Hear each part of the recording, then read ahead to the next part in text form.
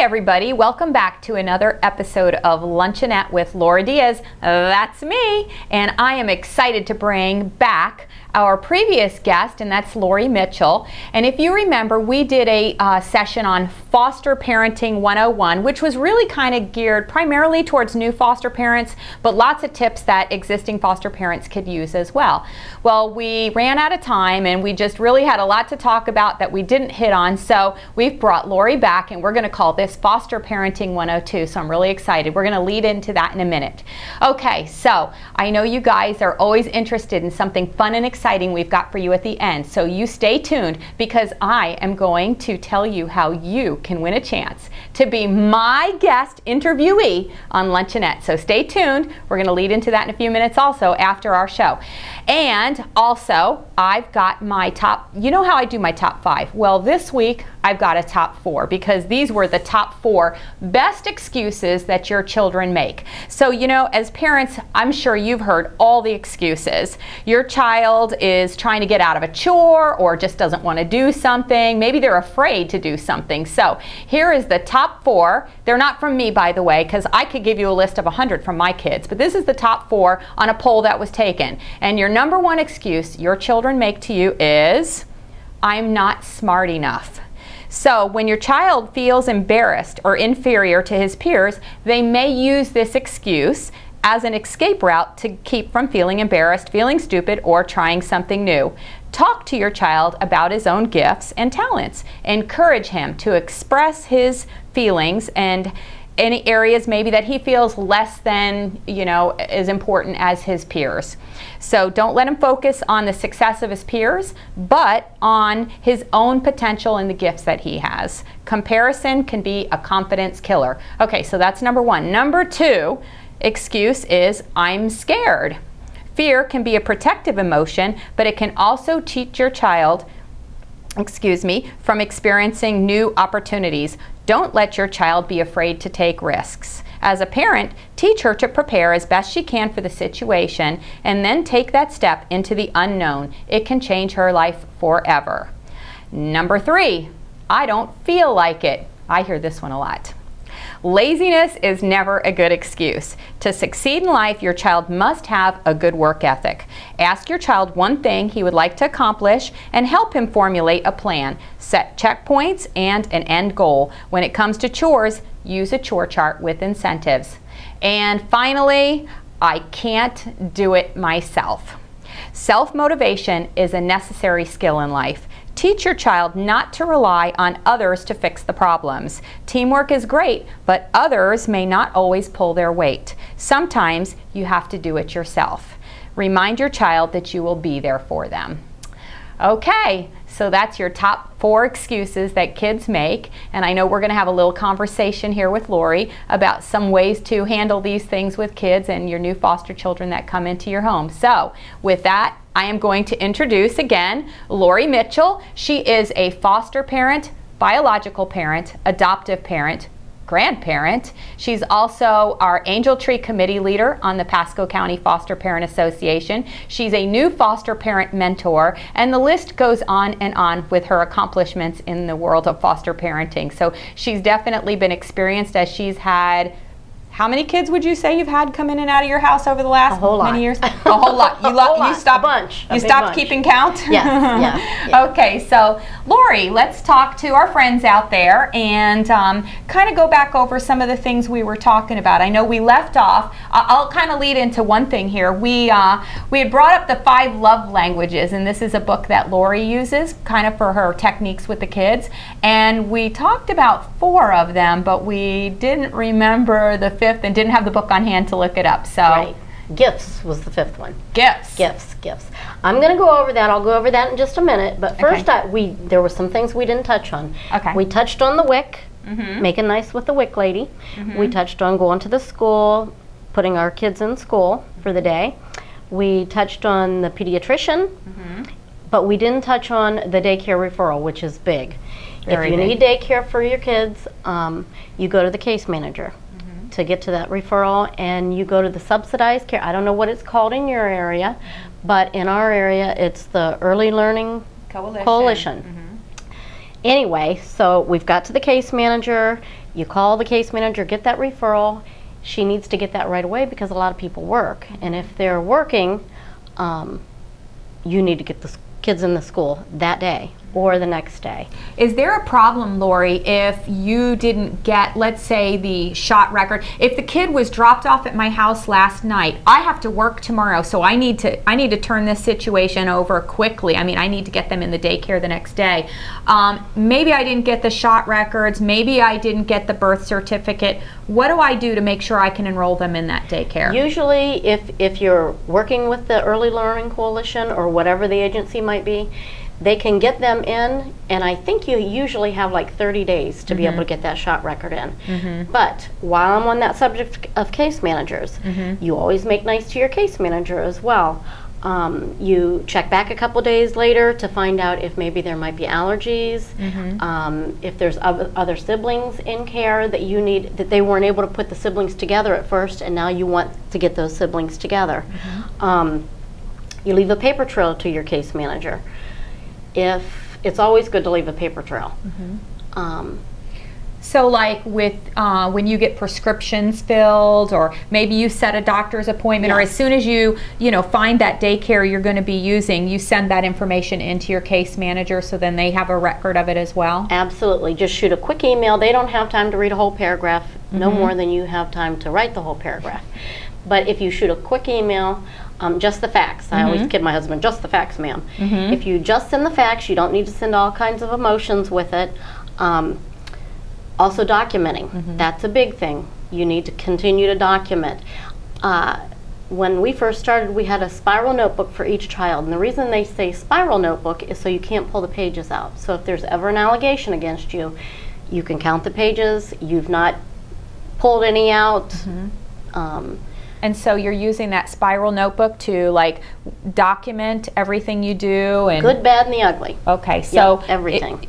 Would you put in there if you had a visit? Would you document in that notebook like how the visit went, or do you use it for that before the visit? Like if there's behaviors before the visit, you might want to jot that in there. Just a quick sentence. Such and such did good all day today, or such and such threw food on the floor.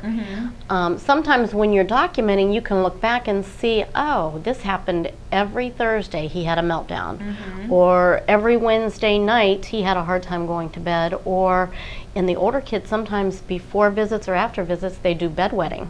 And if you've documented, sometimes you can see, wow, this child has wet her bed every Friday night. Why is she wetting the bed? Right. Maybe it's because there was a visit that day. Right. Maybe you can start to notice the patterns, or maybe some triggers or things that are setting those things off. And if you weren't documenting it, it would just seem like random occurrences. It's hard to keep track of that. Right. And don't set yourself up for a fall. When you're documenting, you're not needing to document the whole page worth.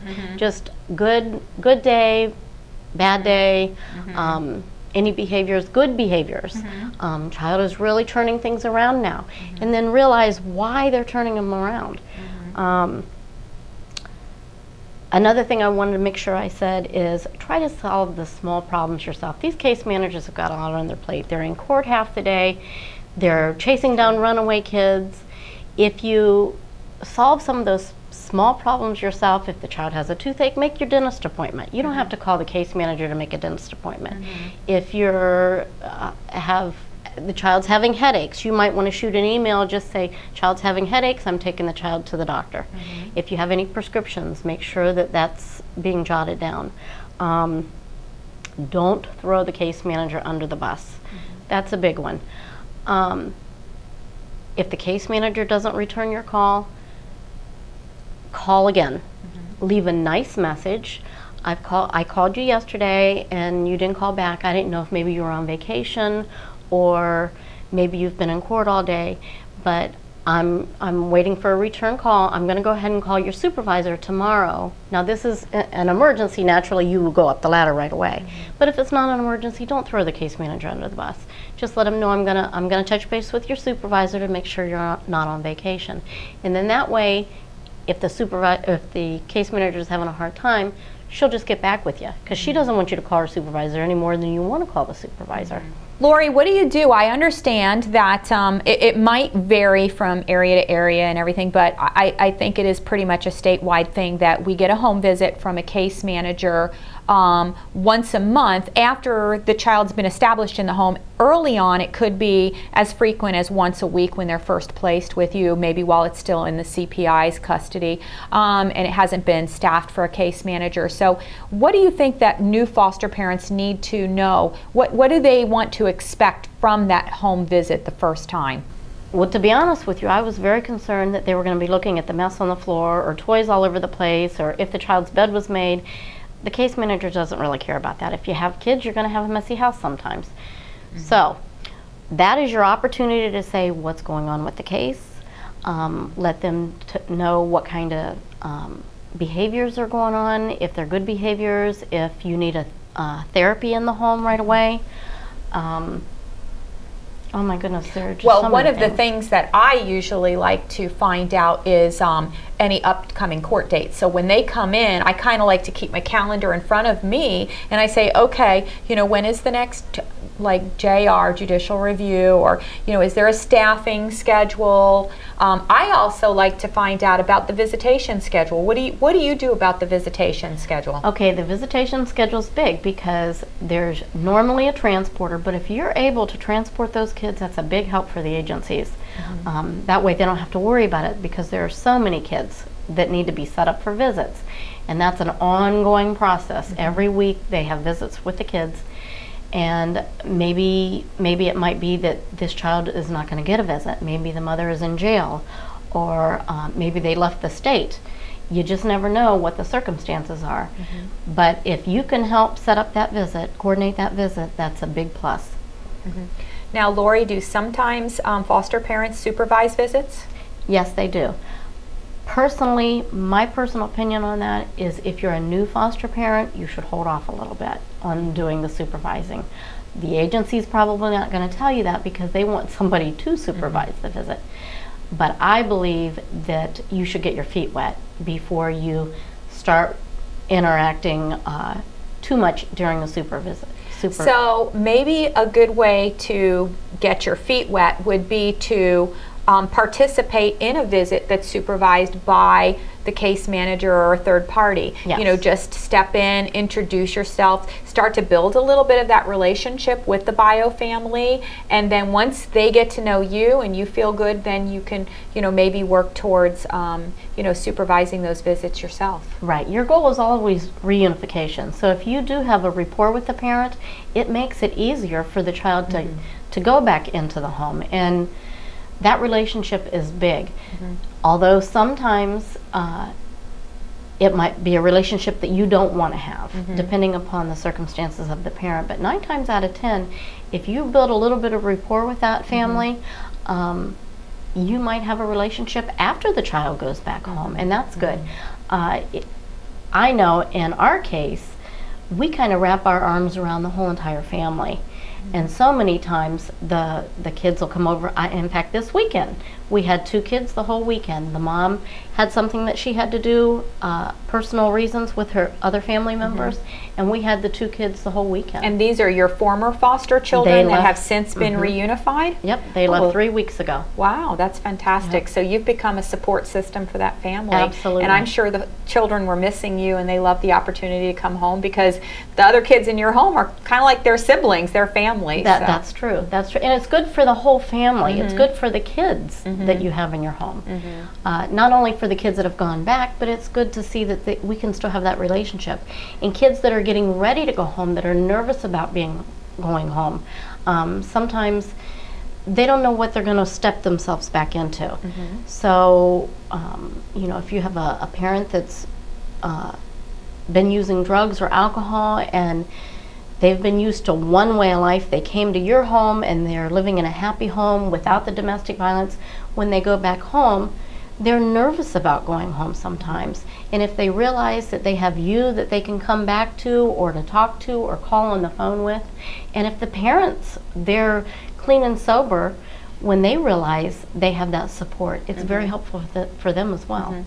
Well, and sometimes I think just having you as somebody that they can reach out to when they're having that little struggle, because let's face it, even as foster parents, there are those days when we need a babysitter, we need time out, you know, we need to, you know, date night, and a lot of times these parents just don't have those support systems. So knowing that they have somebody, like let's say if the child did something in school, that they could just talk about it, you know, hey, or if they're not sure how to handle a situation, you know, what did you do when Johnny did this? You know, I think that helps a lot, and it helps, you know, solidify that family, and it helps them feel a lot better about, you know, going back into that parenting role. Because I know sometimes that it's hard for them too, because they feel like, oh, you know, you've done this great job, and maybe they're not going to, you know, measure up. So I think the more support we can give them as foster parents, the better. Right. One of the things in fact, that those 2 kids that just came over, I talked to their mother the other day, and the kids were being manipulating. You know, the parents feel this guilt, so the kids right away pick up on that and they start manipulating. And I was able to say to her, don't let them manipulate. Stick to your grounds. Be consistent with the parents, because they will try what they can. And if they pick up the least little bit of guilt, they're going to try it. Sure. Mommy, don't you owe me an iPod? You left me? No. That's right. That's right. That's right. They're going to use kids. it. Yes, that's right. That's what they do, right? So, okay, great. Well, what about our last session? You talked about the, and we just kind of touched on it, some of the things that you do to recognize things in all of the kids, and how that works into managing the disciplines. Okay, I've got a paper here. Now this is my little adopted daughter, and my husband made this up, and this is her favorite color. Blue is her favorite color. Her favorite candy bar is Butterfingers. Her favorite ice cream is chocolate mint. Pineapple is her favorite fruit, and so on and so forth. It's got her favorites of everything. And I know that when I was on the way here, one of the girls that I have, she says she really appreciates that we do this, because it shows how much we care about what their favorite things are. And if you have a child that's having a bad day, you can just stop and pick up a thing of Skittles. Well, I'm thinking that this would be a very good thing for me to have hanging in my house with my name on there, because if I'm having a bad day, I hope somebody's going to bring me some chocolate mint cookies. But no, that's a great idea. I love that. Yeah, now, absolutely. This is stemmed off from the 5 languages of love. I see that, because you've got the acts of service. So is this her first, like her highest score was acts of service, and then quality time, and then touch? Yes. Yes. Okay, so that's helpful, because Angelina may not care if you give her a gift as much as, you know, that you help her with her homework or give her that one-on-one time. So that's awesome, because I would have really never thought. I always use the 5 love languages for my husband. Here's a different one. Her first one is affirmation, and then quality time, and then acts of service. So each child has different qualities that they really like the most. Okay, another thing I want to say is kids like structure. We like structure.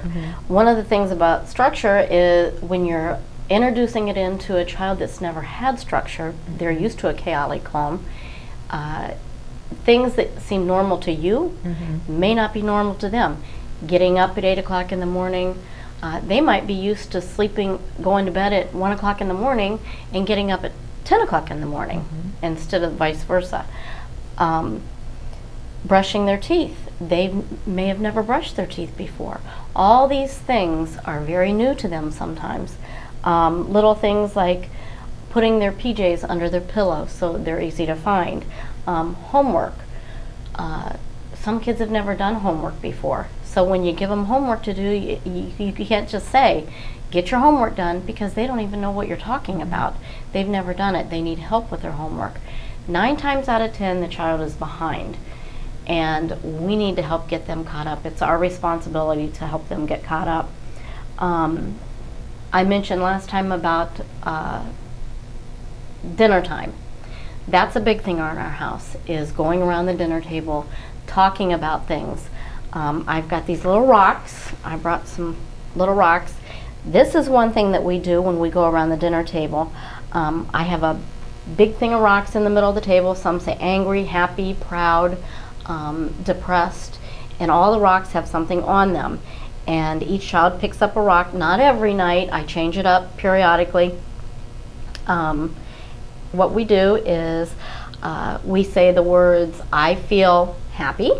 So you say I feel, and then the child picks up the rock, and then it says their feeling on it? They say, I feel whatever the word is, happy when. And then they have to tell me when they feel happy, when they have a visit maybe. Or I feel angry when I don't get to stay for my visit. Or I feel angry when I have to go on a visit. Sometimes kids don't even want to go on a visit. So it's up to the individual child. I feel proud when. I feel depressed when. I like that because you're using this as a tool to help them talk about their feelings. Right. That's good. And we go around the table, so my husband and I get to do it too. Good. Now we do have a blank rock that doesn't have any words on it at all. And sometimes we'll turn the rock over and it's whichever one they get, the luck of the draw, or sometimes we'll turn them over and they pick which one they want. But the blank rock, they can put whatever word they want in there. Oh, okay. That's cool.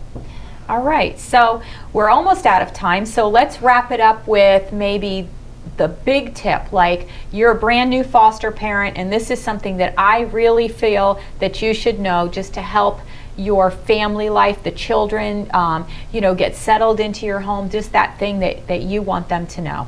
Be aware of their triggers. Behavior is always a big thing, and triggers could be smells, they could be music that's in the car, they could be driving past a restaurant where there was a big argument that their parents had had. And if you can be aware of their triggers, whatever they may be, pumpkin pie. Pumpkin pie might be a trigger. If they start smelling that, they might think of when a family member threw a pie across the room or something.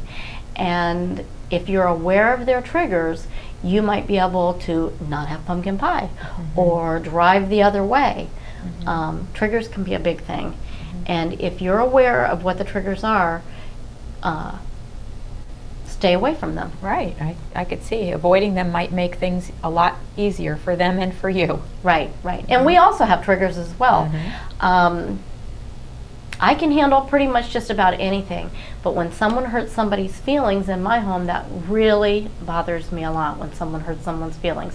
So a lot of times I have to step away from the situation so I can collect myself. Parenting is one of the hardest jobs, and as foster parents we really need to step it up. And quality parenting is doing the right thing when the child's doing the wrong thing. And we really have to be aware of how we react to their actions, because we can't control what they do, but we can control our actions. Okay. Well, that was, again, Lori, such a privilege to have you here and to share your experiences as a foster parent and a mentor, and, you know, how you handle these things in your home. So I think that I've learned a lot, I know, and I'm going to use some of these tools and techniques. I love the rocks and I love the posters, and I think that a lot of our viewers will too. So thank you again for joining us, and we'll look forward to hopefully seeing you again in the near future. Thank you. So, I know you guys have been waiting for me to share some more information with you. So first of all, you know, the last few episodes I've been highlighting foster parents, but I've got a story for you. And I got to tell you first of all where I found this story. I went to the Fostering Florida's Future website, and you know, that's the new website created to help recruit foster parents in the state of Florida, and I want you all to go and take a look at it, because there is a section on there that actually has stories and highlights from foster parents, and they're sharing information. So I think that you guys will find some great stuff, and I know that many of you watching have sent in information to that, and that's what I'm going to share with you. One story that really touched my heart and is awesome. Awesome testament to some wonderful foster parenting. So I'm going to read it to you. This was actually a post by Sharon Groover, and she is with the Safe Children Coalition, and she's a foster parent trainer. They are the lead agency for this community-based care in Sarasota, Manatee, and DeSoto counties. So this is her post. It says, this story starts with a young mother of two going into labor and having no support system. Having no other options, she drove her two children to the labor and delivery room with her. When she arrived, she learned her 11-month-old and 3-year-old would not be permitted to stay with her during her delivery and hospital stay. Awakened at 4 a.m. by the sound of a ringing phone, a very tired but understanding foster family, the Brophies, accepted placement of the two siblings. Later that day, Cindy took the children to the hospital to see their mother and to meet their new sibling. Learning that the mother could not be released because she did not have another adult to pick her up, Cindy arranged to return with another foster parent, Zena, to drive the mother, baby, and the mom's car home from the hospital. In addition to giving the mother a ride, Cindy and Zena gave the mother their contact information and encouraged her to reach out for help. This provided the mother with an instant support system. The ripple effect began when Gina Davis, a very experienced foster and adoptive parent and new president of the Sarasota Foster Adoptive Parent Association, heard the story. She soon texted Cindy to acknowledge her efforts and to report some sorely needed help to restore Gina's hope and passion for fostering children and making a difference in the lives of others. Gina will now continue the ripples as she leads the Sarasota Foster Adoptive Parent Association members with renewed sense of purpose. Cindy, Zena, Gina, and their families are shining examples of the Quality Parenting Initiative and family-centered practice. Foster and adoptive parents have a tremendous power to make positive impact on yourselves, your families, each other, your community, and your world, one child and family at a time. Isn't that awesome story? So to you guys, Cindy, Zena, Gina, and of course Sharon, thank you for sharing this. You guys did an awesome job and we appreciate your story here. Okay, we've got a few other quick announcements I wanted to share with you before I lead into my way you're going to get on my show. Okay, so the first one is we posted the video. You guys have been waiting for it. I've gotten a lot of emails asking when it was going to be there. It is there. Check it out. This is a great training. It is the Caring for Children with Hearing Loss. So take a look at that one. It's at www.qpiflorida.com. Just click on Foster Parent Training Videos and you can check that out. We also are getting ready to post another video we just did, and that is understanding substance abuse and the impact on children. A lot of people have sent in requests looking for more training on substance abuse. So we've got it, we're posting it, so I want you all to take a look at that. It should be there very, very soon. Okay. Do you remember last episode we put up a Facebook poll? Well, not too many of you have got on board and answered, so jump on there. We want to know what your challenges are. We put a few suggestions up there. Of course, you can always type in that comment box and give us extra suggestions. So go ahead and get on that Facebook and give us your answer to that. Also, an important document was just posted in QPI Documents. It is the brand new statewide prepaid dental plan for children on Medicaid. There is action required. This goes into effect in October, so go to our QPI Documents, click on that, look for the document that's labeled New Statewide Prepaid Dental Health Plan, and print that document up. It has Q&A on there and tells you exactly what the changes are that are coming down related to dental care for Medicaid. Okay, one other quick reminder, don't forget, if your child has not done the youth survey and they are between 13 and 17 years old in the system, make sure they go to www.flsurvey.org and make sure we hear from them. We need their input to change things in the system. And now, last but not least, you guys wanted to know how to be my guest interviewee on this show. And don't be afraid of the camera. It's really fun, believe me. What I need you to do is go to that Facebook page. In the comment line, I want you to write my catchphrase. Do you know what it is? That's me. So you type that in the catchphrase, my catchphrase, in the comment line on our Facebook page, and we are going to randomly pick somebody. Now here's what we're looking for. We're going to have a 5 to 10 minute interview with the person who wins. I want to share your story. I want to have a little time with you, get to know you, what your passion is, what you have to share about foster parenting. It's going to be fun. You do not have to live in the Tampa Bay area. We can do this remotely. I will be in touch with you you and set this up, the technical side. We've got miracle workers here behind the camera, so I'm really 30 years older than I look on camera. Just kidding. So I can't wait to see who is ready and game for me to interview. Don't be afraid. Please respond on Facebook. This will be fun. And it is time for me to say goodbye. We will see you again on our next episode of Luncheonette with Laura Diaz. That's me.